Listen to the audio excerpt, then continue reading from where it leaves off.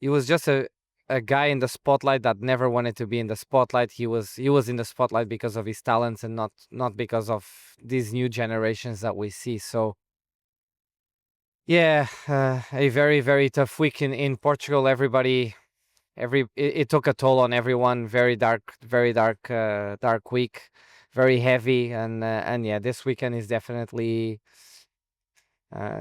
coming with a heavy heart, and that's what's on my mind this weekend, and that's really the biggest reason I would love to win a race this weekend is to try and dedicate this to his family. Well, I'm now with someone who has, I assume, some pretty good memories of this track, the Berlin Tempelhof circuit in Formula E. You've had some good moments here before. I did, yeah.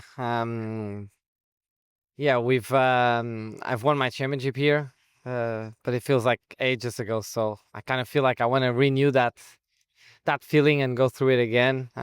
We've had a good crack at it this year, but yeah, no, happy memories from this place. We won this race here last year. That was a very cool feeling for many reasons. Obviously, a home race for Porsche, but also it was like my official turnaround. You know, I did win in Misano a few weeks before, but we got disqualified and then won here again.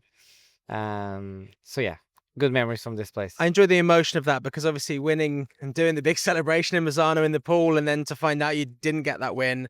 Obviously, when you did win here, I think that was extra special. Maybe not as much as winning the championship, but for you, I think in that journey you had last year, that was pretty special. Yeah, 100%. And you know, winning a home race for a brand like Porsche is a strong, you know, set of feelings that come through you and emotions and all that. We got board members here, so to give those guys that feeling is very very cool.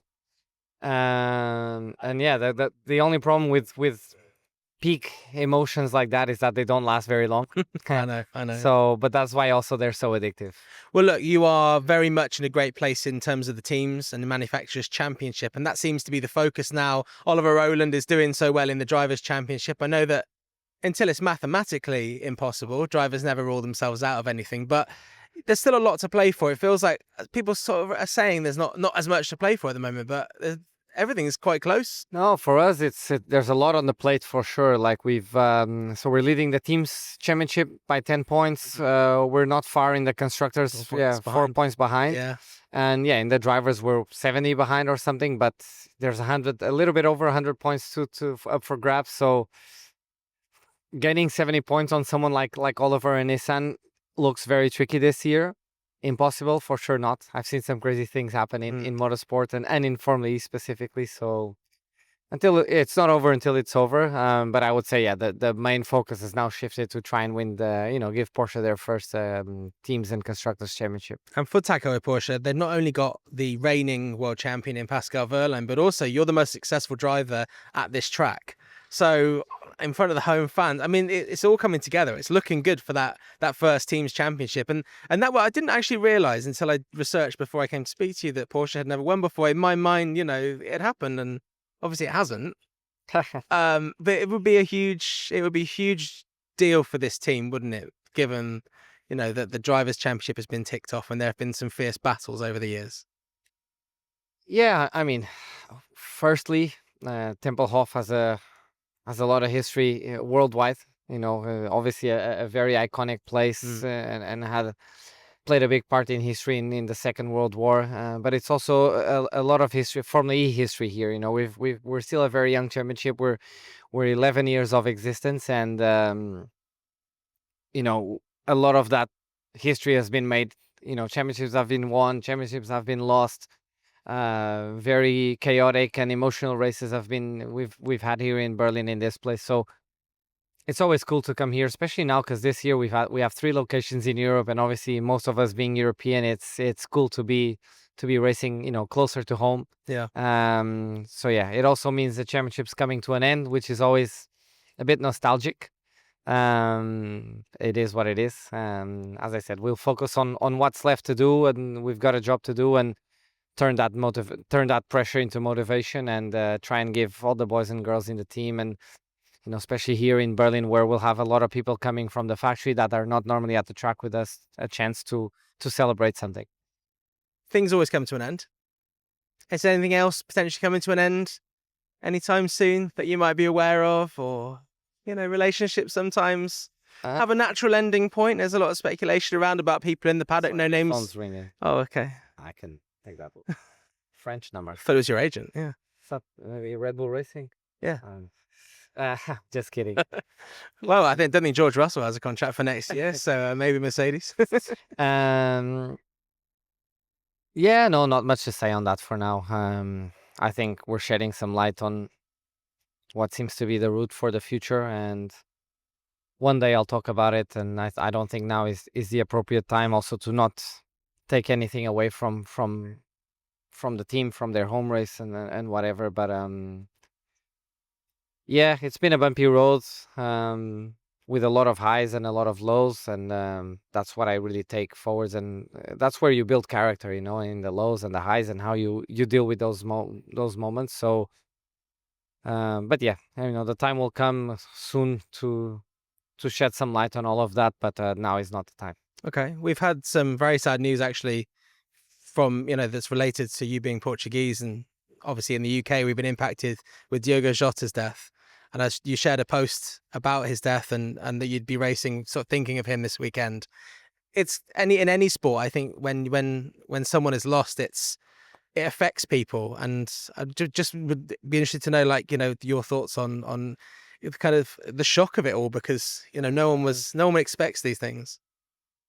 It was a very tough week in Portugal.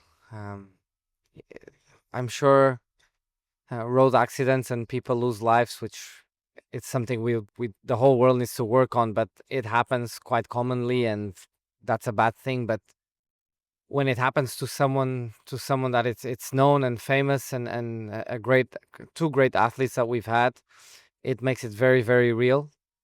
And we actually had some business with Diogo, and we've crossed some paths in the past, and I think what remains, and he was just a guy in the spotlight that never wanted to be in the spotlight. He was in the spotlight because of his talents, and not because of these new generations that we see. So yeah, a very, very tough week in Portugal. It took a toll on everyone. Very dark, dark week, very heavy, and yeah, this weekend is definitely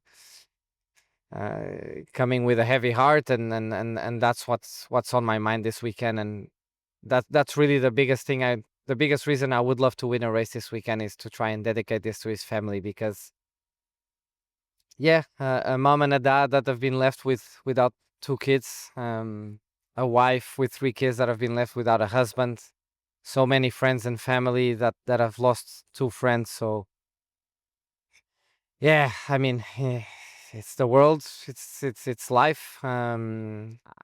I cannot imagine the pain that family is going through, but also, if there is anything we can take from this, is just learnings, and drive slowly, drive carefully, look after your cars, make sure they're in good condition, and also the roads need to be improved, and everybody needs to do their part. But yeah, for now it's just mourning, respecting the family, and trying to honor these two athletes in the best way possible. But yeah, it was not an easy weekend, and it definitely took a toll on every Portuguese last week. Yeah, it did feel like that. And I think it's great, the tributes and how people have honoured their lives already. And I think we're going to see a lot more, obviously, when Liverpool start playing and as the years go on. And I think nice gesture from Liverpool as well to honour his contract for the family, because That's amazing. a huge thing.